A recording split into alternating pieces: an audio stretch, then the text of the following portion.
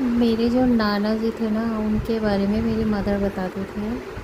बहुत पहले से ही उनका कैसा नेचर था कि अगर उनके पास में सपोज़ 5,000 रुपये हैं, ठीक है, और उनको खाने पीने पे खर्च करना है, वो भी उस पीरियड में जब उनके घर में रिलेटिव आ जाते हों, तो वो ना कभी भी ये नहीं सोचते थे कि मेरे पास तो 5,000 रुपये पड़े हुए हैं, रखे हुए हैं, तो मैं 5,000 में से मैं बस कम से कम खर्च करूं, घटिया खाना खाऊं और खिलाऊं। वो ना ये सोचते थे बस रिलेटिव अगर आ गए हैं ना, रिश्तेदार अगर आ गए हैं, तो 5,000 है ना, तो 5,000 में से ना वो एक भी नहीं बचाते थे, और पूरे के पूरे पैसे वो खर्च कर देते थे, मतलब इतना।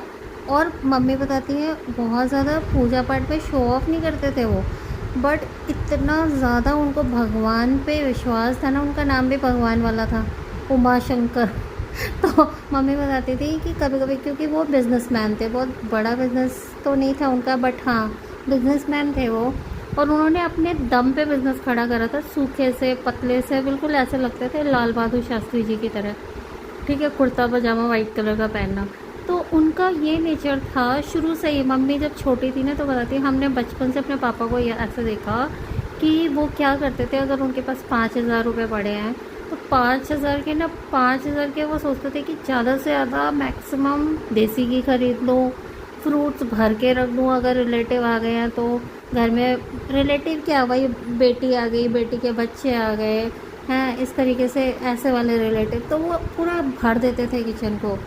और वो मतलब इतना उनका विश्वास था ना भगवान के ऊपर कि 5,000 के 5,000, 1 रुपया भी नहीं बचाया, और अगले ही दिन उनके पास में उससे डबल पैसे एज अ इनकम, मतलब प्रॉफिट के तौर पे ना आ जाते थे। तो वो कहते थे देख लो, मैं तुम, मतलब नानी मना भी करती थी कि इतना क्यों खर्च कर रहे हो, बट उन वो कहते थे देख लेना, कल भगवान खुद देगा, कल भगवान खुद देगा, ऐसे हर बार ऐसे बोलते थे। और अगले दिन उनके हाथ में ना नोट ही नोट होते थे, इतनी बिक्री हो जाती थी, इतने ज़्यादा मतलब कस्टमर आ जाते थे।